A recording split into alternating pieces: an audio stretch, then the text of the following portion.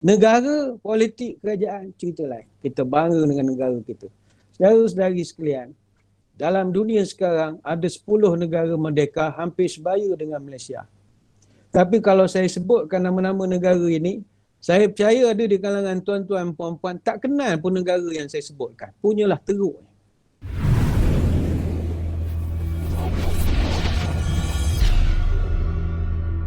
Assalamualaikum warahmatullahi wabarakatuh. Bismillahirrahmanirrahim. Alhamdulillah. Alhamdulillahi hamdan kathiran tayyiban mubarakan fihi kama yanbaghi li jalali wajhika wa li azimi sultanik. Allahumma salli ala sayyidina Muhammadin abdika wa rasulika nabiyil ummi wa ala alihi wa sahbihi wa sallim. Nawaitu ta'alluma wa ta'lim wa tadhakura wa tadhkir wa naf'a wal intifa' wal ifadah wal istifadah wal hatha ala tamassuki bi kitabillah wa sunnati rasulih wa du'a ilal huda wa dalalah ala al khair ibtigha'a wajhillah wa mardatihi wa qurbihi wa thawabihi lillahi ta'ala. Allahumma raddina bi qada'ika wa sabbirna ala bala'ika wa auzi'na syukra ni'ma'ika. Ya Allah, jadikan kami redha menerima segala takdirmu, jadikan kami sabar dalam menerima segala ujianmu, dan bimbinglah kami untuk Allahumma rabbina biqada'ika wa sabbirna ala bala'ika. Terima kasih yang berusaha Al-Fadhil Ustaz Syukra bin Suhadi selaku perantara majlis. Yang saya hormati rakan-rakan daripada 5 buah sekolah, Tuan Haji Junaidi bin Osman di Sekolah Menengah Kebangsaan Seri Damai, Al-Fadhil Ustaz Yahya bin Tahir dari Sekolah Menengah Kebangsaan Pandan, yang dihormati juga Tuan Ahmad Najib bin Mahmud dari SMK Mat Kilau, tidak lupakan Tuan Muhammad Nazim bin Ismail SMK Gudang Rasau, dan tidak lupakan Tuan Haji Azli bin Huzi Lais Fauzi daripada Sekolah Menengah Kebangsaan Paya Besar. Seterusnya tuan-tuan guru, para alim ulama, para habaib, para pelayar yang mengikuti siaran kita pada kesempatan petang ini. Yang menonton dari utara, kita doakan moga sejahtera. Yang menonton dari barat, moga-moga dapat berkat. Yang menonton dari timur, moga sentiasa makmur. Yang menonton dari selatan, moga-moga dapat keampunan. InsyaAllah dalam pertemuan petang ini, saya diminta menyampaikan satu tajuk, menghargai kemerdekaan dengan norma baru. Saudara-saudari yang dirahmati Allah sekalian, tepat jam 12.30 malam nanti, genaplah 64 tahun kita di Malaysia telah bertuankan bangsa sendiri. Merdeka yang akan kita sambut pada malam nanti, ianya bukanlah hadiah percuma daripada pihak penjajah, tidak. Kita dapat daripada penjajah ini dengan bukannya cara mudah. Kerana ianya bukan hadir secara magik, bukannya dapat secara baca Yasin 40 hari terus merdeka, tidak. Merdeka ini kita capai dengan air mata, keringat, darah, bahkan nyawa orang tua-tua kita dulu. Sebab itu kepada adik-adik yang menonton siaran ini, tolonglah berterima kasih kepada orang-orang dulu yang berjuang. Sebagaimana hari ini kita setiap kali minum air kelapa muda, jangan lupa terima kasih kepada yang menanam pokok kelapa muda itu. Nak harapkan kita tanam sebatang pokok, umur tua bangka dah tak pernah tanam pokok lagi setakat. Main telefon dia siang malam. Tak ada tinggalkan apa-apa pada generasi akan datang. Agak dia suruh cucu cicit dia nak makan buah pergi Pantai Selamat, sudah dia kata. Tak ada vision langsung. Bayangkanlah kalau pejuang-pejuang dulu ada perangai serupa kita sekarang. Lantak engkau lah nak cucu aku kerja orang putih, sudah. Aku jadi pegawai, jadi DO, jadi bagai-bagai. Boleh saja, tapi mereka memikirkan generasi kita sekarang ini. Maka wajarlah yang pertama sekali kita mengenang sejarah dan bersyukur atas nikmat ini. Tuan-tuan sekalian, kita akui bahawa negara kita ini dijajah. Tetapi penjajahan yang berlaku di tempat kita ini dalam istilah sejarah dia panggil penjajahan secara tidak rasmi. Dia kalau orang putih penjajahan secara de jure atau penjajahan secara rasmi adalah apabila mereka berjaya menghapuskan dan memansuhkan institusi diraja. Itu prinsip paling utama. Walaupun ada para sejarawan aliran perdana mengatakan bahawa kita masih dijajah sebab raja-raja Melayu masih lagi tidak dapat membuat keputusan. Semuanya mesti mendapat nasihat daripada Resident Inggeris ataupun High Commissioner ataupun Chief Commissioner di negeri-negeri Melayu bersekutu dan tidak bersekutu. Hatta walaupun kita diajar bahawa Inggeris tidak mengganggu kita dua perkara, iaitu agama dan adat resam, tetapi kedua-dua perkara itu juga untuk membina sebuah surau sekalipun masih memerlukan kelulusan kewangan daripada residents ataupun high commissioner. Jadi atas premis itu mereka mengatakan kita tetap juga dijajah secara halus oleh pihak British. Ya, kita menerima premis tersebut. Tetapi dari sudut penjajahan secara de jure tidak berlaku. Kerana Inggeris bila mereka masuk ke mana-mana negara, mereka akan buang sistem beraja. Sebagaimana yang berlaku kepada monarki di India, di Myanmar, di Kenya, di Tanzania, di Zambia, di Zimbabwe atau di Myanmar. Kita menengok satu persatu mereka hapuskan secara total. Sebagai contoh, ada dua kesultanan besar di India telah dihapuskan oleh Inggeris dan mereka berjaya. Pertama sekali kerajaan Delhi di India Utara. Mereka memerintah selama 349 tahun, hapus begitu saja oleh pihak Inggeris. Begitu juga dinasti Mughal juga di India. Mereka bertahta selama 333 tahun. Tapi apa nasibnya? Raja Mughal yang terakhir iaitu Bahadur Shah Zafar telah dibuang ke Myanmar tahun 1858 dan mangkat di Myanmar. Kemudian siapa yang menggantikan dia sebagai Raja Mughal?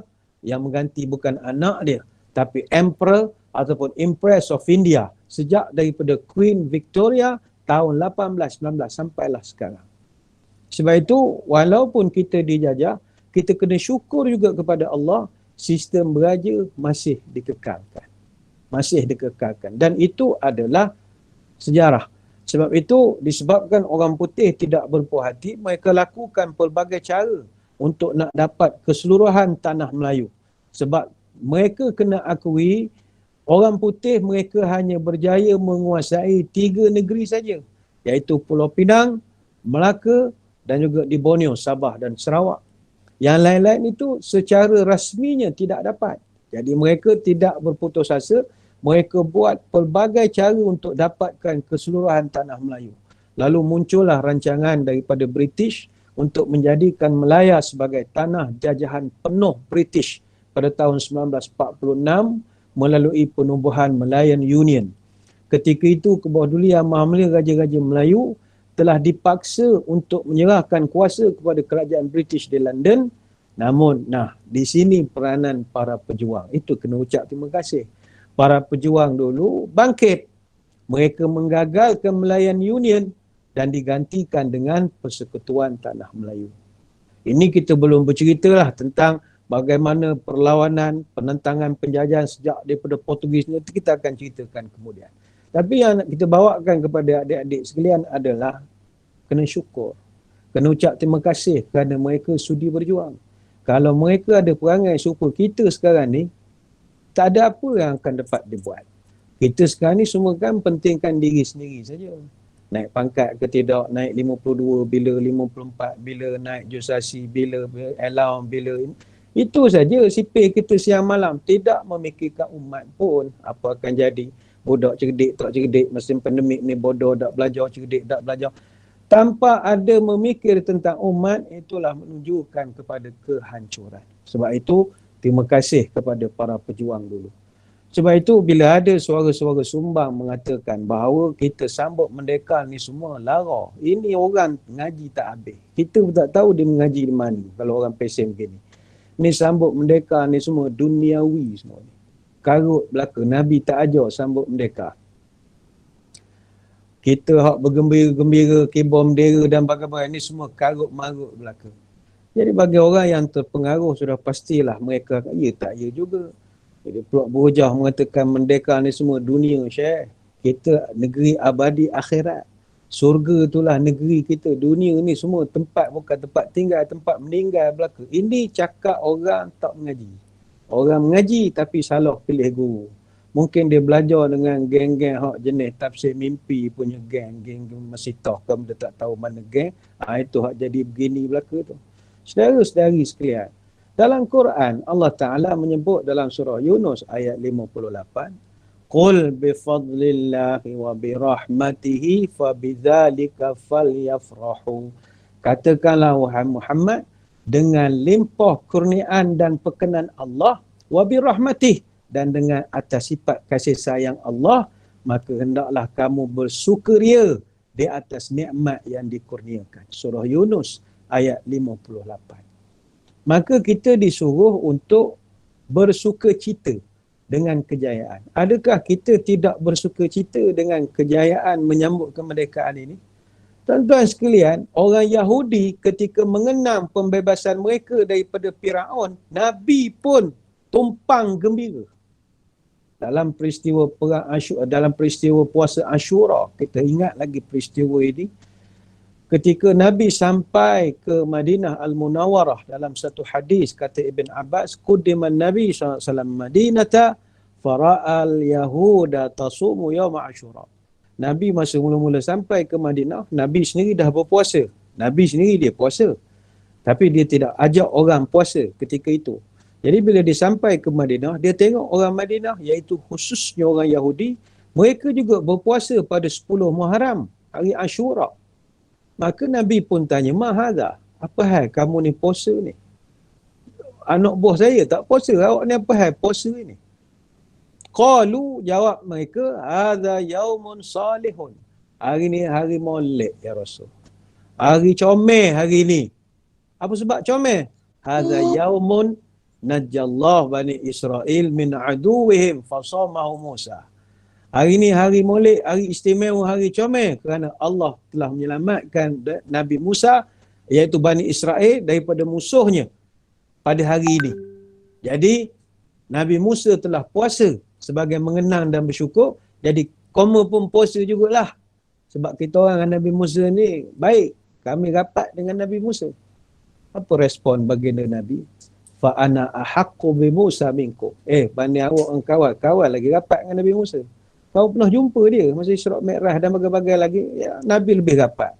Umat dia iaitu kita pun rapat. Kita semayang 50 waktu jadi 5 waktu. Jasa Nabi Musa. Lantas kata Nabi, fasamahu wa amara bisiyamih. Nabi terus arahkan semua sahabat juga untuk berpuasa serupa. Tapi disebabkan Nabi ni dia ada jati diri kuat, dia tak nak kita ni macam nampak tiru orang Yahudi. Nabi ni dia suka ada jati diri. Lalu dia pun menggalakkan kita supaya berbeza sedikit dengan orang-orang Yahudi. Jangan puasa ngam-ngam 10 Muharram, ambil 9 sehari sebelum ataupun sehari selepasnya. Jadikan sedikit beza. Ini panjang, lain tahun lah tuan-tuan boleh dengar ceramah ini. Sebab itu sampai sekarang Yahudi ada sambutan dia panggil Pesah. Pesah ni maknanya Passover. Sehari sebelum Passover, 14 hari bulan Nisan, Yahudi akan buat puasa ini. Ta'anid bi kharid ataupun ta'anid bi kharim. Mereka puasa kerana bersyukur atas nikmat dibebaskan daripada menjadi hamba abdi di Mesir selama 210 tahun. Saudara-saudari sekalian, maka kalaulah sejarah yang begitu jauh dengan Nabi. Nabi Musa dengan Nabi kita bukannya jarak waktu yang dekat. Nabi Adam dengan Nabi Nuh, gap masanya 1200 tahun. Nabi Nuh dengan Nabi Ibrahim 2240 tahun. Nabi Ibrahim dengan Nabi Musa 900 tahun. Gap antara mereka. Nabi Musa sampai Nabi Isa 1900 tahun. Nabi Isa dengan Nabi kita 620 tahun. Jadi bayangkan Nabi kita dengan Nabi Musa berapa gap. Tetapi dalam sejarah ribuan tahun itu pun Nabi masih appreciate kepada sejarah. Maka apatah lagi kita baru 64 tahun. Kita diberikan Allah nikmat dapat memerintah sendiri, maka sudah pastilah kita bersyukur dengan nikmat ini. Marilah kita cintai sejarah. Sebab itu merdeka ini adalah soal kita nak kaji balik sejarah, cinta semula kepada sejarah. Kerana dengan sejarah akan membantu kita mengenali asal muasal sesuatu perkara. Kita nak makan sesuatu pun, kita kena tahu makan tu asal pada mana. Kita tak nak makanan itu telah tercemar, makanan itu hasil curi, benda-benda haram. Artinya sejarah ini benda mustahab. Sebab itu disebutkan sejarah adalah guru kehidupan. Maka dengan kita meraihkan kemerdekaan, kita akan banyak belajar tentang kehidupan. Apa yang kita belajar? Kita mewarisi, reliving the experience of other people. Kita hidupkan kembali pengalaman orang lain dan kita mengelakkan diri daripada melakukan kesilapan-kesilapan bodoh yang pernah dilakukan oleh orang-orang terdahulu. Orang dahulu pun manusia biasa. Mereka pun ada membuat keputusan-keputusan dalam kehidupan yang bodoh. Yang ketika itu bagi mereka bagus. Tetapi hasilnya anak cucu terpaksa membayar harganya. Sebagai contoh, tahun 1946, berlaku pembantaian revolusi sosial Sumatera Timur. Apa kena-mengena dengan kita? Dek kerana revolusi sosial Sumatera Timur ini telah menyebabkan penghapusan secara total kerajaan Kesultanan Melayu di Langkat, Deli, Serdang, Asahan, Batu Bara, Kota Pinang, Kuala Lidong, Simalungun dan kerajaan-kerajaan di Tanah Tinggi Karo. Tak ada langsung di Sumatera Raja. Nasib baiklah yang Muhammad Senator Datuk Seri Tengku Zafrul ni dia tengah angkat sumpah sebelah televisyen. Itu adalah sedikit keturunan daripada Langkat. Adalah cucu cicitnya sekarang ni jadi Menteri Kewangan sekarang. Kenapakah seluruh kerajaan-kerajaan ini hilang? Pembantaian besar-besaran daripada rakyat kerana revolusi sosial Sumatera Timur. Siapa yang meniupkan tiupan memanah-manahkan ini adalah golongan-golongan haluan kiri dan pelbagai lagi. Adakah nak diulang balik sejarah ini? Boleh buat, tapi siapa nanti akan menanggungnya? Bukan kita, generasi yang akan datang. Begitu juga, kenapakah kerajaan-kerajaan Melayu sepanjang tebing Sungai Muar dan Sungai Johor hilang sekelip mata? Kalau kita belajar sejarah, lepas daripada Kesultanan Melayu Melaka jatuh, Sungai Johor telah berubah menjadi pusat pemerintahan terpenting Kesultanan Melayu. Dan pemerintahan Kesultanan Johor di Sungai Johor telah bermula sejak tahun 1529 sampai tahun 1718, iaitu kira-kira 129 tahun. Ada 11 orang sultan yang memerintah di sepanjang Sungai Johor, bermula daripada era Sultan Alauddin Riayat Shah yang kedua sampailah Sultan Abdul Jalil Riayat Shah yang keempat. Tetapi apa jadi kepada kerajaan ini? Hilang sekelip mata. Bahkan Sultan Abdul Jalil Riayat Shah yang keempat, walaupun dia beraja di Johor, tapi makamnya di Kuala Pahang. Bayangkanlah jauh betul kejar dia orang jahat. Sampai ke Kuala Pahang, meninggal. Mangkat dia ditikam di Kampung Merhum. Ada makamnya sampai sekarang. Sehingga zaman dulu terkenal orang Melayu dengan istilah bertali ke Siak, bertuan ke Minangkabau, beraja ke Johor. Kenapa semuanya hilang? Ini kalau belajar sejarah, baru kita tak ulang balik kesilapan bodoh orang dulu. Ada perjuangan yang kita ucap terima kasih, tapi ada kesilapan mereka yang kita jangan ulang. Itu tujuannya Nabi SAW menyuruh kita belajar dan merenung kepada sejarah. Sebab yang kedua kita nak sambut Merdeka ini adalah kerana kita nak berbangga dengan pencapaian negara kita. Saya percaya di kalangan saudara-saudari yang menonton pada petang ini, tak semua yang minat dengan politik. Ada orang yang benci politik. Ialah suasana semasa ni ada orang suka, ada orang tak suka. Maklum sajalah, sejak PRU yang lepas kita dah ada 3 Perdana Menteri. Bayangkanlah dalam satu PRU saja 3 Perdana Menteri. Luar biasa sekali. Maka ada orang yang jadi hamun, cemoh, malas dah menengok politik. Lalu dia pun bertindak membenci segala-galanya, termasuk tanah air. Ini tak cerdik. Negara dan politik dua perkara beza. Negara ni rumah kita. Soal kerajaan ataupun tidak, tu cerita lain. Kalau umpama sebuah rumah, tidak ada rumah yang sempurna. Rumah kita tak adalah sesempurna Switzerland, taklah sesempurna di London, sejuk, sedap, tak. Tapi inilah rumah kita. Terimalah seadanya dan berbanggalah dengan rumah kita. Masalah kerajaan kau tak suka politik itu cerita lain. Ini negara. Ada orang dek kerana tak suka politik, benci tokoh tertentu, pergi luar negara, pergi ke Mekah, orang tanya, ente Malaysia? La, ana Brunei. Ni apa pesen punya rakyat Malaysia? Dia tak nak ngaku pun dia orang Malaysia. Awak tak suka kerajaan tu awak punya pasal. Ini negara.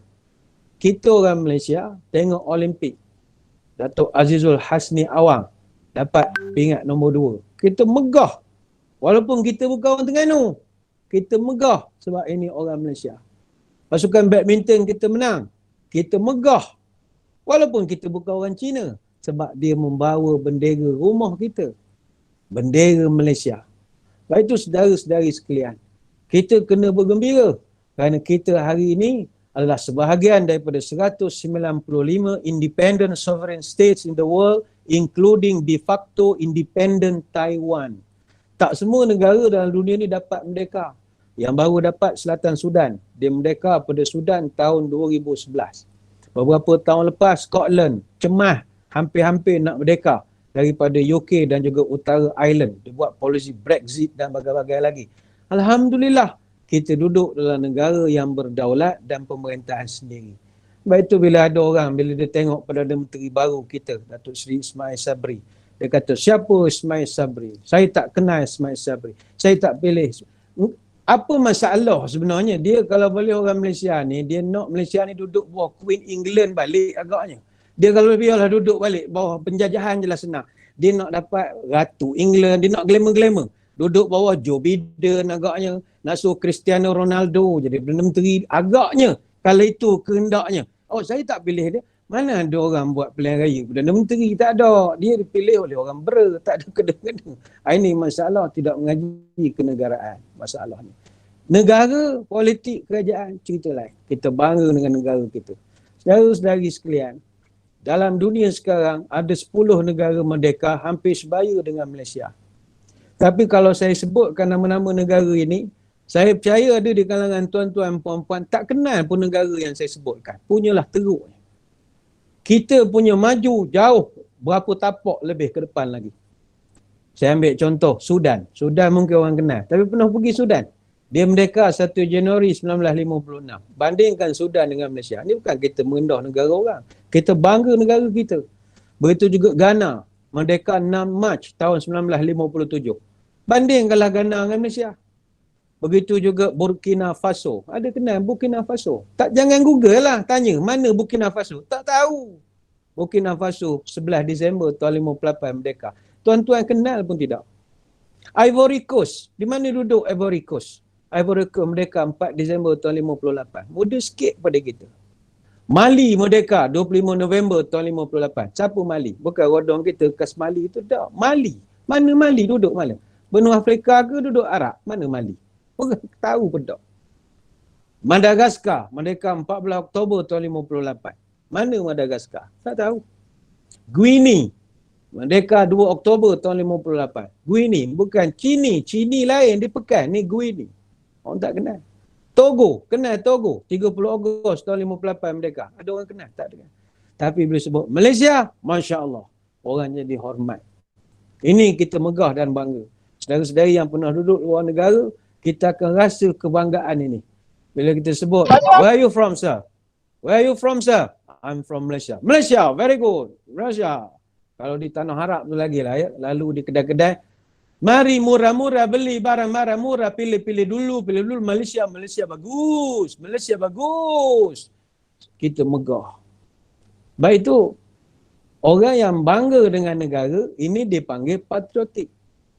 Patriotik ni perasaan yang timbul dalam hati seorang warganya yang sanggup nak memelihara, membela, melindungi negaranya daripada segala ancaman dan juga gangguan. Dan masa bilakah kita boleh gembor-gemborkan perasaan ini? Masa merdeka. Cumanya saudara-saudari yang dirahmati Allah sekalian, isu kita pada petang ini adalah isu pengisian. Kita kalau nak bersurah petang ini tentang sejarah penentangan terhadap penjajahan bermula daripada orang-orang Aceh, Sultan Ali Muhayyad Shah, Sultan Aceh pertama tahun 1521 sampailah zaman Sultan Iskandar Muda, Sultan Aceh ke-12 tahun 1638. Kemudian begitu juga orang-orang Bugis yang melawan dengan orang-orang Belanda di Melaka. Itu memang panjang pula uraiannya. Cuma yang nak kita tengok dan kita bahaskan pada petang ini, bagaimana kita nak mengisi merdeka ini. Sebab itu dalam banyak-banyak mengisi kemerdekaan itu jauh lebih susah berbanding untuk mendapatkannya. Maka nak mengisi merdeka ini kita bertitik tolak dalam surah Al-Hajj ayat 41. Apa Allah Ta'ala sebut?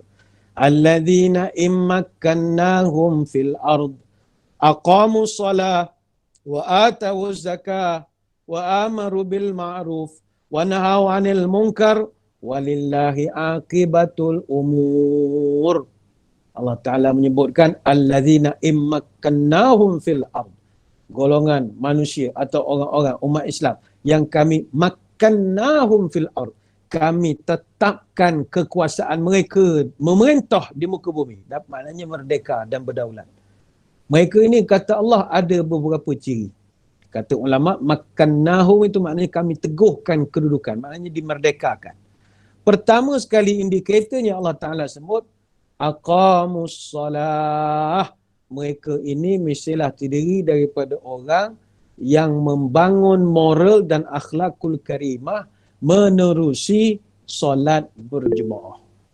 Jadi pengisian kita dalam merdeka ini mestilah semayang jaga. Tak ada guna kita cerita pengisian merdeka kalau semayang tak jaga. Mungkin tuan-tuan pula akan mengatakan, sedih sangat isi merdeka suruh semayangnya. Lama kau membuatnya, hari-hari lah isi kemerdekaan. Ini dah. Quran ni bahasanya bahasa simbolik. Aqamus salah itu digunakan redaksi jamak. Aqamus salah. Iaitu dilaksanakan secara berjemaah di masjid. Tak boleh tidak, pengisian kemerdekaan ini, masjid adalah titik utama perubahan dan pengisian pada masyarakat. Ingatlah saudara-saudari sekalian, keseluruhan perjuangan menentang penjajahan adalah dipimpin oleh para ulama, pondok, kiai, masjid. Golongan nasionalis, mereka ini didikan barat. Balik pada England, belajar di London, mereka balik kerja dengan British. Mereka nasionalis berjiwa kolonial. Yang berjuang melawan ini ulama, masjid, pondok, kiai. Dan bukan sekadar di tanah air. Kalau kita tengok di seluruh Nusantara, Tengku Syekh Abdul Jalil, ini pengasas Masjid Syuhada Chok Pleng di Aceh Utara. Dia lawan Jepun. Begitu juga Kiai Haji Zainal Mustafa, pesantren Sukamanah di Singaparna, mati kena pancung dengan Jepun. Begitu juga Hadratus Syekh Kiai Haji Hasim Ash'ari, ini dari pesantren Tebu Ireng di Jombang, Jawa Timur. Pengasas Nahdlatul Ulama, tangannya tak boleh diangkat kerana dibantai oleh Jepun hari-hari. Begitu juga Ki Bagus Hadi Kosomo, ini pengasas antara pengasas Muhammadiyah. Haji Abdul Karim Amrullah, ayahanda kepada Hamka atau panggil Haji Rasul. Ini semua adalah orang yang menggerakkan perubahan di dalam perjuangan kemerdekaan. Maka pengisian kita adalah masjid mesti berperanan. Maaf kalau masjid tidak berperanan untuk memberikan pendidikan, maka tutuplah saja masjid itu. Sebab itu saya merasa bersyukur dapat bersama dengan warga pendidikan. Kerana tuan-tuan, warga pendidikan ini, mereka inilah yang sekarang memainkan peranan untuk mengisi kemerdekaan ini. Kerana para ulama, kiai dahulu, mereka tidaklah berjuang mengangkat senjata secara terang-terangan. Tapi memberikan ilmu, kefahaman, mencelikkan masyarakat yang seronok dijajah ketika itu untuk keluar daripada penjajahan. Maka peranan para ulama ini kini dipikul oleh warga pendidikan. Cuma seperti yang Al-Fadhil Ustaz Sapuan sebut di awal tadi, ya, kita berada dalam suasana pandemik ini. Ataupun saya ingat kerajaan dah pun mengisytiharkan kita bukan lagi pandemik tapi endemik.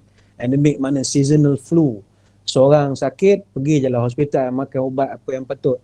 Mana tak adalah perlu kita sisi 1, sisi 2. Seorang sakit, tutup sekolah 14 hari. Tak ada pasal semua orang keliling, semua tak boleh pergi sekolah belaka pakai gelang. Jadi, tak tengok hari ni, Perdana Menteri, tak boleh pergi pula dah. Angkat sumpah menteri-menteri kabinet hari ni. Berapa? Jadi sisi 1 pula dengan orang positif. Satu kerjaan pula sekarang ni. Jadi, dia telah isytiharkan kita jadi endemik sajalah. Macam contoh, tuan-tuan yang menonton ni mungkin ada yang kena sakit buah pinggang misalnya. Ini buah pinggang tak berjangkit pula nanti orang kata. Tapi makna kita sakit, orang lain tak perlulah jadi susah kerana kita. Makna pergi berubat saja. Ini dalam proses mengubah. Tapi salah satu daripada perkara yang kita hadapi bila berlakunya pandemik dulu, adalah norma baru. Dan sudah pastilah sekolah tak boleh tidak, mereka sangat terkesan dengan norma baru ini. Antaranya adalah kita terpaksa mengubah sistem pendidikan pengajaran kita kepada sistem secara atas talian. Saya masih ingat ketika PDPR ini diminta dilaksanakan lebih kurang pada 26 Mac tahun 2020. Ketika itu home based learning ni ataupun pembelajaran di rumah ni benda yang asing bagi kita orang yang duduk di arus perdana. Ramai guru-guru ketika itu terperanjat. 26 Mac tahun 2020 kita masih di luar negara. Maksudnya tengah cuti sekolah. Ada di kalangan kita ni yang berada di Sydney, ada di Gold Coast, ada yang buat umrah. Kita jadi terperanjat. 18 Mac diisytiharkan PKP, 26 Mac home based learning ini kita terpinga-pinga. Saya masih ingat 416,743 orang guru di seluruh negara yang berkhidmat di 10,220 buah sekolah terkejut. Macam mana nak buat? 15 April tahun 2020, UPSR dan PT3 2020 dibatalkan. 21 Disember tahun 2020, JPA perkenalkan peluk dasar baru bekerja daripada rumah. Semua orang terperanjat. Sudahlah, norma baru ini kita kena buat PDPR pula. Ini pandangan peribadi saya saja ya. Tidak mesti tuan-tuan boleh ikut atau boleh setuju. Secara peribadi, kaedah PDPR ni kita tak boleh mengatakan ia je cara yang paling berkesan. Tidak. Kerana kaedah ini tidaklah sempurna dan tidaklah bagus 100%. Dan ini banyak dibuat kajian oleh orang-orang di universiti. Pertamanya dia dari segi masalahnya adalah penjadualan yang terlalu mengejar silibus. Setengah guru dia bangga dan megah kalau dia berjaya menghabiskan juga silibus seperti yang telah dirancangkan. Walhal yang patut kita kena ukur adalah keberkesanan. Bukannya berjam-jam PDP asalkan silibus habis. Sebab itu di pihak pengurusan tertinggi, silibus dan topik itu perlu dinilai semula. Dan ini bukan dalam ruang lingkup gaji kita lah untuk membahaskan. Yang kedua saya melihat isunya adalah pemusatan kuasa tanpa meraihkan kepelbagaian perbezaan latar belakang lokal. Iaitu orang yang membuat dasar di jabatan, di kementerian, di PPD dan sebagainya. Pemusatan kuasa tanpa batas kepada mereka tanpa meraihkan kepelbagaian latar belakang sekolah-sekolah. Sekolah ada kepelbagaian. Ada sekolah yang mungkin tidak sesuai dengan pelaksanaan secara atas talian. Sebab itu ada di peringkat universiti orang mencadangkan boleh juga dibuat pengajian secara online tapi hybrid. Ada juga boleh guna pendekatan offline ataupun rakaman. Ada kaedah menggunakan drive-thru notes, nota secara pandu lalu. Ada yang mencadangkan delivery ke rumah pelajar. Dan yang paling mudah sekali adalah TV pendidikan. Bahkan bagi kita generasi dulu, mak ayah kita pun dulu, belajar secara pos ini dah pernah ada dulu. Saya masih ingat zaman budak-budak dulu, kita di Pahang terkenal dengan maktab adabi, amal koresponden, kita belajar secara gaya pos dengan maktab adabi dan bagai-bagai lagi. Artinya benda ni bukanlah benda baru. Tetapi disebabkan mungkin pihak wewenang suka kalau kita menggunakan teknologi, maka kita terpaksa akur dengan dasar ini. Tetapi sudah pasti ada harga yang perlu dibayar. Di Jepun sekarang mereka menghadapi satu masalah dipanggil hikikomori. Hikikomori adalah penyakit introvert yang telah terkena kepada 700,000 individu yang purata umurnya bawah 30 tahun disebabkan mereka hanya duduk terperap 6 bulan layan komputer saja. Mungkin kerana proses bekerja, proses pembelajaran, rupanya manusia bila bercakap dengan telefon tanpa ada orang di hadapan, lama-lama jadi gila dia. Bayangkanlah saya dah berceramah depan tuan-tuan ni daripada pukul 3 sampai 3.30. Saya bercakap dengan 2 orang saja daripada seramai-ramai 204 orang yang duduk dalam program kita petang ini. Hanya 2 orang je yang saya dapat menengok bergerak-gerak. Al-Fadhil Ustaz sendiri dengan Cikgu Junaidi. 2 saja. Hal lain saya tak tahu ada ke tidak. Mana pergi saya pun tak tahu. Bayang kalau hari-hari kita cakap, tuan-tuan kalau bercakap dengan tingkap hari-hari tak gila kita. Gila kita. Hari-hari wah. Ada orang kedok, ada orang kedok. Ini kalau tak dijaga, lama-lama boleh kena hikikomori. Hikikomori, penyakit introvert yang begitu teruk, payah nak diubati. Dan itu yang sedang berlaku di Jepun sekarang. Tapi ialah, pendidikan anak-anak kita tak boleh abaikan. Sebab pendidikan anak-anak adalah hak asasi seorang anak-anak.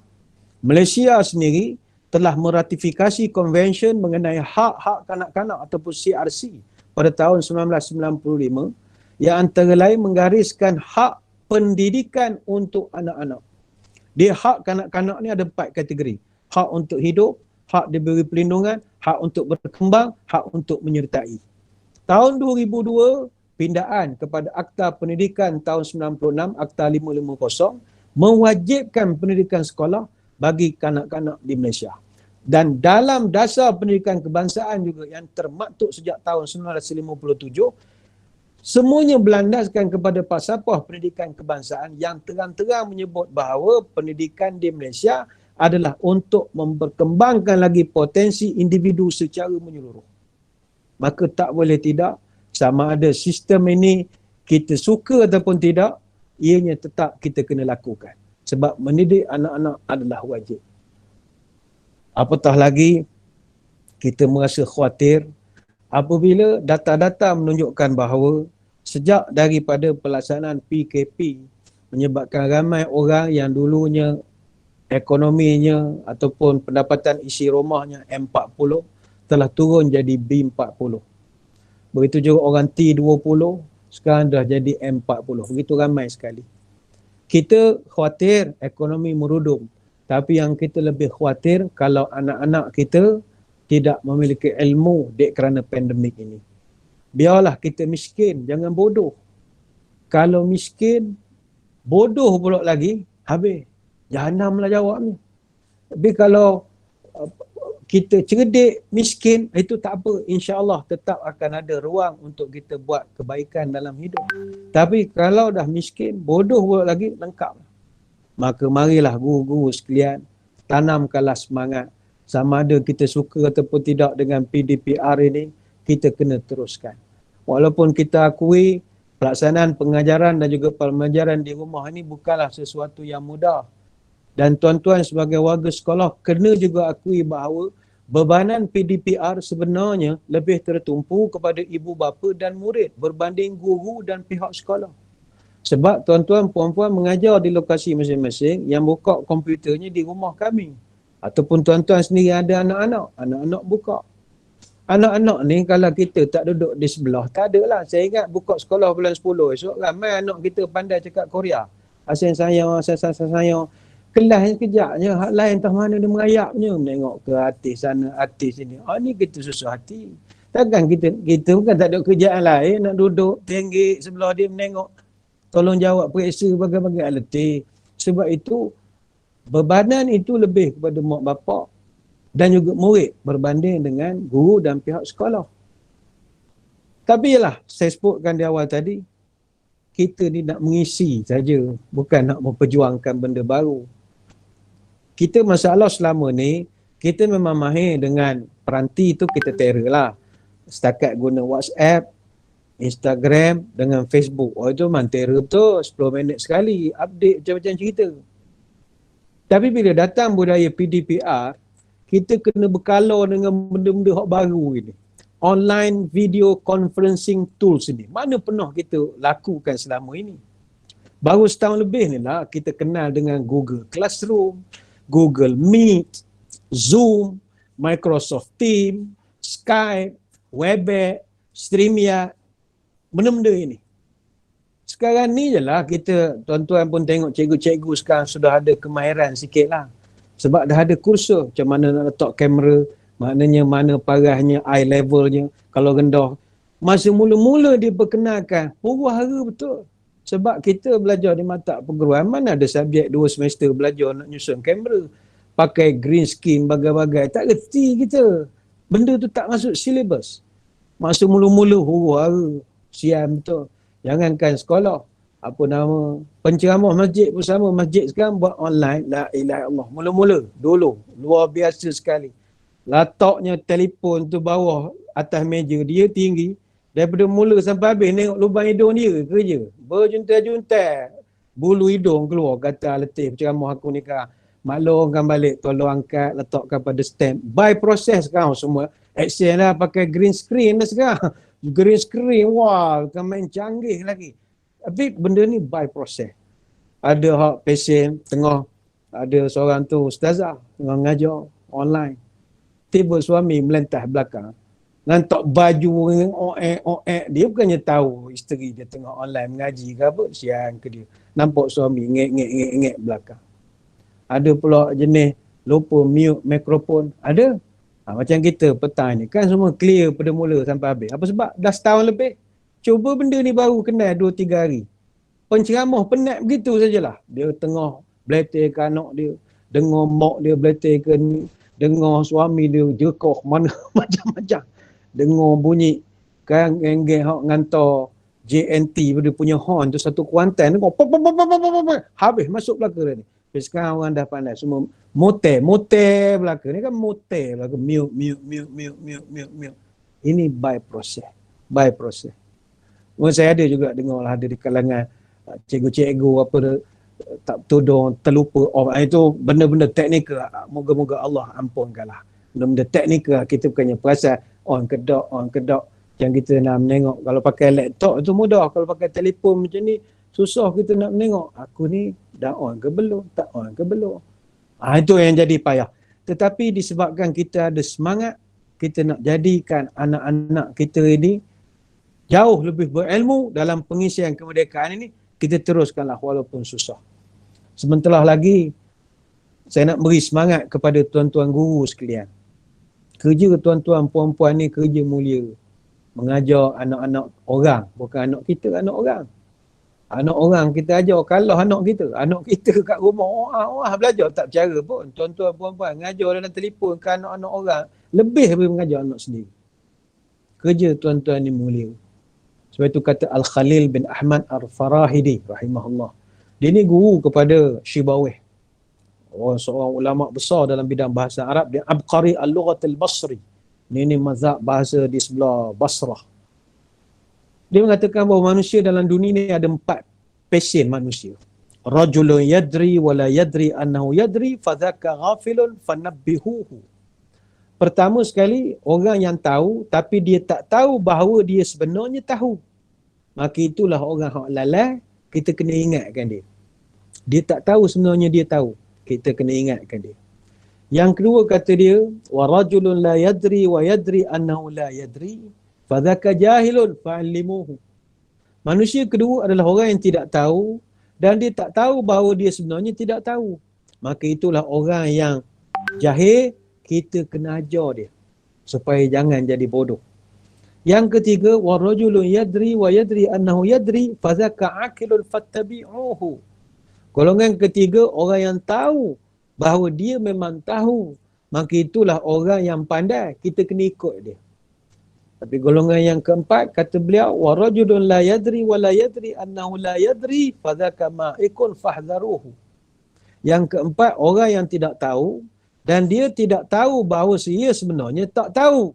Dan dia mengajarkan pula pada orang lain benda yang dia tak tahu sebenarnya. Maka itulah orang yang tolol. Jauhilah kamu daripada orang sebegini. Tuan-tuan duduk pada tingkat yang mana? Tuan-tuan duduk pada tingkat rajulun yadri wa yadri annahu yadri fadhaka aqilun fattabi'uhu. Tuan-tuan adalah orang yang tahu, tuan-tuan memang tahu, maka tuan-tuan adalah orang yang pandai. Maka kami mesti ikut kepada tuan-tuan. Sebab itulah peranan guru-guru sangat besar kerana mereka mengembangkan inspirasi wahyu pertama, iaitu Iqra. Ada orang bandingkan kerja, awak untunglah jadi imam, dapat pahala sokmo, dapat duduk masjid, iktikaf. Ini kita kena perbetulkan pemahaman sebegini. Ibadat tanpa ditunjang dengan ilmu, tak ada harga. Dan ilmu yang akan memberi adalah tuan-tuan, para pendidik. Kami hanya tempat ibadah. Tempat pengisian ilmu adalah guru lah sebagai titik permulaannya. Sebab itu kita tidak boleh menafikan peranan yang dijalankan oleh seorang guru di sekolah. Mungkin orang kata, kan masjid ada tempat mengajar, tempat ada ceramah. Tak sama. Guru dia adalah insan pertama yang mengajar. Guru ini ada satu sajak ni, banyak sekolah tulis buat mural. Kata Osman Awang, jika hari ini seorang Perdana Menteri berkuasa, jika hari ini seorang raja menaiki takhta, jika hari ini seorang presiden sebuah negara, jika hari ini seorang ulama yang mulia, jika hari ini seorang peguam menang bicara, jika hari ini seorang penulis terkemuka, jika hari ini siapa saja menjadi dewasa, sejarahnya dimulakan oleh seorang guru biasa dengan lemah sabarnya mengajar, tulis, baca. Guru bukannya pensyarah universiti, Profesor Madya, Profesor Doktor, no. Kita di universiti itu, universiti tempat kita dicerdikkan saja. Tapi mengenal ilmu, saudara-saudari, tuan-tuan sekalian, ayo semangat. Ajarlah anak-anak kita, susah pun susah, nampak lebay-dong lah. Kerana ini tanggungjawab kita nak mengisi kepada kemerdekaan 64 tahun ini. Tidak ada gunanya anak cucu kita jadi bodoh kalau kita merdeka, tak ada guna kalau mereka ni semua bodoh. Sebab itu ayo kita mengajar dengan sehabis-habis daya, sehabis-habis usaha kita. Cumanya ialah bukan senang. Hari ini anak-anak kita pula, mereka ditimpa satu masalah. Kita boleh bina mereka punya IQ, intelligent quotient mereka. Kita boleh ukur indeks kecerdasan mereka. Apa yang dapat nombor 1, nombor 2, kita boleh ukur. IQ ni benda boleh ukur. IQ ni dia ada kiraan dia ada skala dia. Macam misalnya IQ orang 115 sampai 124 itu above average. Tuan-tuan boleh buat test berapa IQ. IQ ni kita boleh check. Tuan-tuan nanti ada masa cuba buka Mensa International. Mensa International ni dia High IQ Society. Persatuan orang cerdik sedunia. Nak masuk persatuan ni, kita kena score 148 and above to qualify for Mensa membership. Nak jadi member dia kena score 148. Average IQ manusia 115 sampai 124. Ini dipanggil above average. Mana bawah 115, iaitu jenis masuk sempang tak bagi signal tu. Itu bawah 115 tu. Awak mengaji universiti, masuk sempang tak bagi signal, macam tak ada kepala otak. Bukan tak ada kepala otak, IQ dia rendah. Dia kan graduate universiti sana ni, graduate cerita lain. Graduate cerita lain, IQ cerita lain. Orang tak sekolah, IQ lebih tinggi daripada kita. Saya ingat orang asli jual petai Cameron Highland, tuan-tuan cek IQ dia, mungkin lebih tinggi daripada kita. Dia punya pusing dia, bagai-bagai lagi. IQ dia benda berbeza. Sebab tu IQ ada kiraan. Dia boleh sampai, kalau macam Albert Einstein, IQ-nya 160. Dia jangan lebih pada 200. Kalau 200 tu unmeasurable genius. Unmeasurable genius ni orang gila. Orang yang ada masalah mental, itu dia punya IQ tinggi sangat. 200 lebih. Tu yang jadi meletup. Jadi ramai anak murid kita sekarang, kita boleh bina dia punya otak dia. Tapi yang kita tak dapat bina watak mereka. Yang ini kita khawatirkan. Dengan PDPR telah menghalang kita untuk membina watak mereka. Watak ni dia bukan ilmu teori, dia ilmu mencontoh. Maka kita khawatir sejak daripada pandemik ini, ramai pelajar yang kita mampu membina otak tapi tidak dapat membentuk watak. Kalau dia ke sekolah, kita boleh bentuk watak dia. Apa watak dia? Sopan santun, hormat orang, cakap suara jangan meninggi, benda-benda begitu. Maka bila tak dapat dibentuk otak, yang ini saya risau. Kita boleh membentuk IQ, tapi kita tak dapat membentuk salah satu daripada perkara yang sangat mustahak dalam pembentukan manusia, iaitu EQ. EQ ni emotional quotient, indeks emosional seorang anak-anak murid. Sedangkan dalam pembinaan seorang pelajar yang cemerlang, dalam membantu kecemerlangan, IQ sekadar 20%. 80% lagi adalah EQ. Kebolehan anak-anak itu mengawal perasaan. Kebolehan dia mengawal emosi-emosi negatif. Bagaimana nak sabar, bagaimana jadi tekun, bagaimana jadi tabah. Kita tak nak anak murid kita nanti dia rasa pandai tapi tak pandai merasa. Cerdik tapi hilang rasa. Kita nak bawakan budaya sumur, model Sahsiah Unggul Murid. Ada adabnya, sopan santunnya. Kita khawatir anak-anak kita cerdik Peperiksaan bagus, semua bagus, tetapi kurang ajar. Yang ni kita tak ada. Habis macam mana nak menyelesaikan? Nah, di sinilah terletaknya peranan ibu bapa yang kita muliakan. Sebab guru tak dapat nak monitor perwatakan. Yang boleh monitor adalah ibu bapa. Sebab itu saya selalu menyebut, sekolah tempat membina otak, ibu bapa tempat membentuk watak. Sebab itulah dalam pandangan Islam, antara bentuk watak dengan otak, itu yang lebih utama watak. Wataknya, perwatakannya, adabnya. Sebab itu kalau kita rujuk dalam Islam, adab ini bukan perkara kecil. Menjadi salah satu daripada inti ajaran Islam. Itu para ulama salafus salih, mereka sampai menyusun kitab-kitab yang khusus membahas tentang perwatakan adab-adab sopan ini. Imam Al-Bukhari dalam sahihnya, dia memuatkan lebih daripada 250 hadis tentang adab saja. Begitu juga Imam Bukhari dia buat satu kitab khusus tentang adab yang dipanggil Al-Adabul Mufrad. Begitu juga Imam Abu Daud, murid kepada Imam Bukhari, dia menyusun sekitar 500 hadis tentang adab di dalam sunannya. Begitu juga Ibn Hibban, dia memuatkan lebih daripada 670 hadis tentang adab di dalam sahihnya. Dan kitab-kitab adab secara khusus ditulis atas tajuk adab saja itu begitu banyak sekali. Al-Adabun Nabawi, karya Imam Al-Baihaqi. Kitab Al-Adabul Syar'iyah, karya Ibn Muflih Al-Hambali. Ataupun kitab Akhlaqul Ulama, karangan Imam Abu Bakar Al-Ajuri.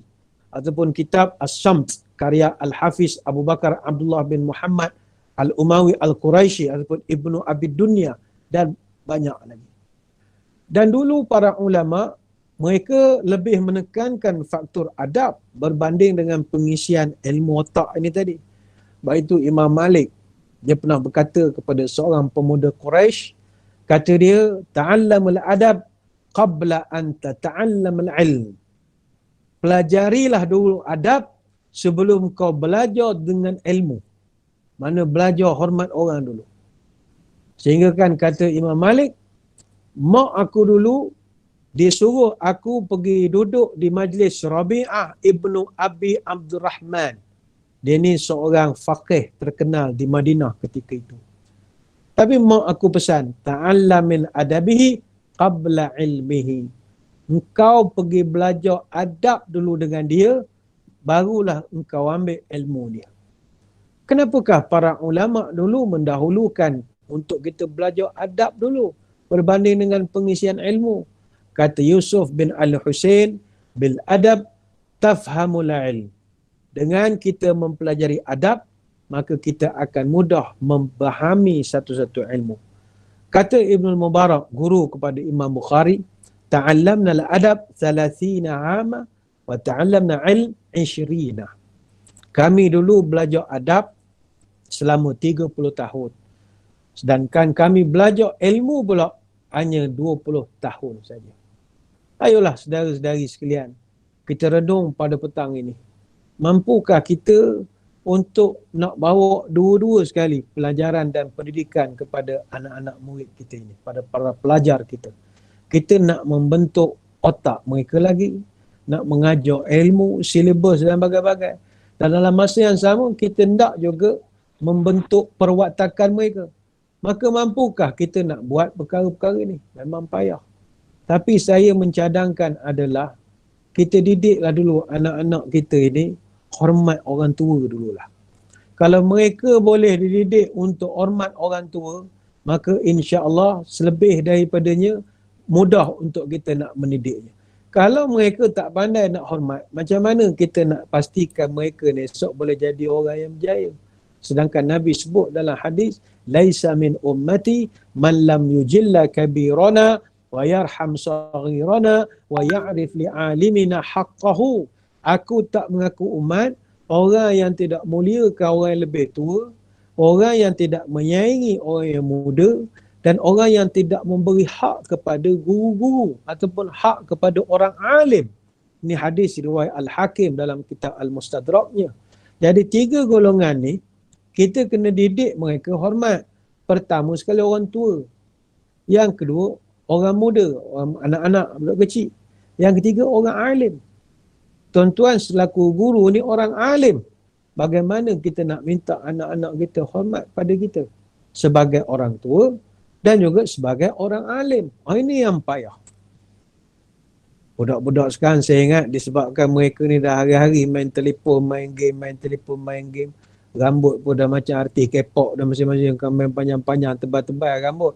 Dia tanya apa tak pergi gunting? SOP katanya. SOP pasal 1, pasal 2, bagai-bagai. Rambut panjang-panjang, la ilaha illallah. Maka macam mana gaya kita ni? Penampilan tu dah payah nak dibuat. Esok jadi tak hormat pula pada orang tua. Jadi payah. Jadi kepada adik-adik yang menonton siaran pada petang ni, ingat orang tua-tua kita kena hormat. Tidak tempur bersarang tinggi. Begitu juga sarang kedidi. Orang tua kita sanjung tinggi. Orang tua kita junjung tinggi. Orang muda-muda kita sanjungi. Air telaga sejuk sekali. Anak dara mandi di kali. Orang tua kita hormati. Orang muda kita sayangi. Bukan gua sebarang gua. Gua penuh pusaka bonda. Bukan tua sebarang tua. Tua penuh ilmu di dada. Jadi hormat pada orang tua. Yang kedua, sayang pada anak-anak. Budak-budak kecil kita mahu sayang. Dan yang ketiga, hendaklah hormat pada orang-orang alim. Orang alim atau guru ni kata para ulama, pertama, didik mereka cinta kepada guru. Didik mereka cinta kepada ustaz mereka, kepada cikgu mereka. Mesti dididik. Yang kedua, didik mereka untuk hormat kepada guru. Sebab itu Imam Ahmad bin Hanbal tak pernah selama 30 tahun dia tidur, mesti dia akan doakan dulu keampunan untuk gurunya Imam Syafi'i. Memang jadi amalan dia. Doakan kepada guru dia. Begitu juga Imam Syafi'i, apabila dia membuka helaian kitabnya di hadapan Imam Malik, dia akan pastikan membuka helaian kitab itu perlahan-lahan. Dia tak nak buka kitab tu mengganggu pada tok guru dia. Hormat sangat. Begitu juga Imam Abu Hanifah, dia tak pernah melunjukkan kakinya ke arah rumah gurunya bernama Imam Ahmad. Padahal rumah gurunya bukan sebelah, tapi dipisahkan 7 lorong. Dia tetap tidak lunjurkan kaki, dia hormat. Sama juga Syekh Burhanuddin, pengarang kitab Al-Hidayah yang masyhur dalam mazhab Hanafi. Dia cerita ada seorang ulama besar daripada Bukhara. Masa tengah mengajar, muridnya beratus. Tengah mengajar dalam masjid, tiba orang tengok dia bangun berdiri, dia hormat. Anak murid heran, berapa pula tok guru aku ni dia berdiri begini. Betul orang duduk, dia duduk balik. Habis majlis anak murid tanya, minta maaf tuan guru kenapa bangun tadi? Kata aku bangun sebab tadi anak kepada tok guru aku melentah. Jadi aku bangun hormat kepada dia. Bayangkanlah macam mana mereka dididik hormat pada guru masing-masing. Tapi macam mana kita nak mendapat penghormatan ini? Tak boleh tidak, kita sendiri sebagai guru dan sebagai cikgu memiliki kriteria yang digariskan dalam Islam, iaitu seorang guru, dia mestilah seorang mudaris, muallim, muaddib, mursyid, apa lagi? Murabbi. Ini peranan guru. Mudaris ni dia mengajar. Saya ni mengajar cakap pada tadi. Mudaris. Kalau muallim, dia didik tapi akal. Dia bentuk akal. Kalau muaddib, dia mentor, dia mendisiplinkan. Ada guru mursyid, dia mendidik kerohanian. Dan ada guru ni murabbi. Murabbi ni, dia seakar dengan perkataan Rabb ataupun tarbiyah. Iaitu dia memelihara, mendidik dan mengembangkan potensi. Sebab itu di tangan tuan-tuan para guru lah, ayo kita kembangkan potensi anak-anak murid kita. Ingat kata-kata Ki Hajar Dewantara. Ki Hajar Dewantara ini tokoh pendidikan di Indonesia. Dulu pernah menjawat Menteri Pendidikan lah. Kata dia seorang guru yang hebat itu, kata dia, ing ngarsa sung tulada, ing madya mangun karsa, tutwuri handayani. Kata dia. Guru yang hebat, ing ngarsa sung tulada. Kalau guru tu duduk di depan, dia akan menjadi contoh teladan yang baik. Ing madya mangun karsa. Kalau guru tu duduk di tengah-tengah, dia akan menciptakan kecemerlangan pada orang keliling dia. Tutwuri handayani. Tapi kalau dia dari belakang, dia akan mendorong budak ini supaya jadi lebih baik daripada dia. Ini peranan guru-guru yang hebat. Sebab itu perkataan guru ini dalam bahasa Sanskrit dia terdiri daripada dua suku kata, gu dan juga ru. Jadi bahasa Sanskrit ni dia bahasa elit India yang banyak dipinjam dalam perbendaharaan bahasa Melayu. Perkataan bahasa Sanskrit yang pernah disenaraikan oleh Za'ba tidak kurang daripada 388 patah perkataan. Tetapi yang digunakan tidak lebih daripada 200 patah saja, melibatkan 14 bidang bahasa dalam bahasa Melayu. Gu ini maknanya kegelapan. Ru ini maknanya menghalau. Artinya guru ini merujuk kepada orang yang menghalau kegelapan. Orang yang menghalau kebodohan. Itu peranan guru. Dan ada juga yang mengatakan guru ini gugu ditiru.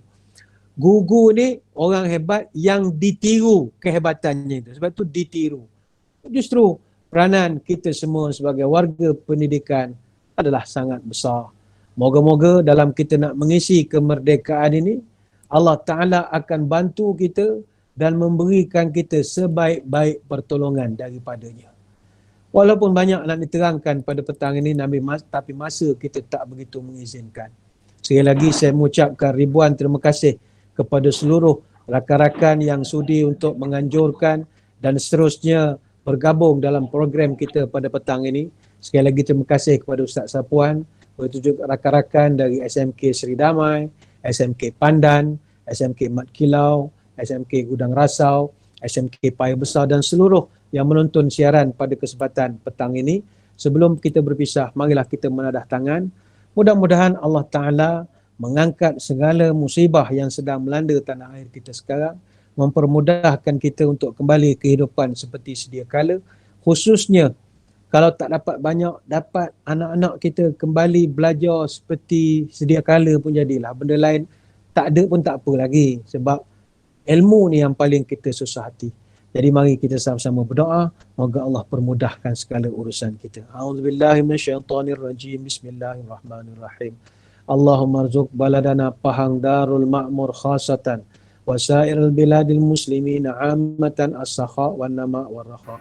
Allahumma inna na'udzubika minal baras wal junun wal judam min sayyi'il asqam wa na'udzu bi kalimatillahi tammati min syarri ma khalaq. Ya kafi ya syafi ya wafi ya hamid ya majid. Irfa'na kulla ta'bin syadid waqfina minal hadi wal hadid wal maradi syadid. واكشف عنا من البلاء ما لا يكشف غيرك. اللهم إنا نستغفرك إنك كنت غفارا. تعصنا بذي العزة واعتصمنا برب الملكوت وتوكلنا على الحي الذي لا يموت. اللهم اصرف عن ولاية Pahang Darul Ma'mur وماليزيا وسائر البلاد المسلمين هذا الوباء وقنا شر الداء ونجنا من جميع أنواع البلاء بلطفك يا لطيف إنك على كل شيء قدير. سبحانك اللهم وبحمدك نشهد أن لا إله إلا أنت نستغفرك ونتوب إليك.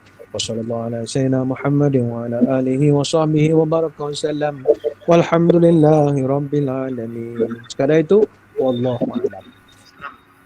Terima kasih berbanyak-banyak kepada Datuk Haji Badri Shah Udin yang telah sama-sama berkongsi ilmu, sama-sama mencurahkan ilmu-ilmu yang kita dengar tadi. Jadi memang tuan-tuan, memang kita tahu betul tidak jemu mendengar ceramah daripada beliau, kerana setiap apa yang dinyatakan itu semuanya berpakaian sebagainya. Itu maknanya pengisian yang dinyatakan tadi adalah merupakan suatu pengisian yang seolah-olah apa yang dilakukan oleh Rasulullah SAW ketika mana Rasulullah berhijrah ke Madinah, iaitu mula-mula membina kekuatan dalaman iaitu hubungan Allah Subhanahu Wa Taala, kemudian di pemasyarakatan iaitu ukhuwah antara muhajir muhajirat, kemudian kestabilan negara dan menjelang roh. Jadi begitulah maknanya apa yang perlu kita lakukan daripada isi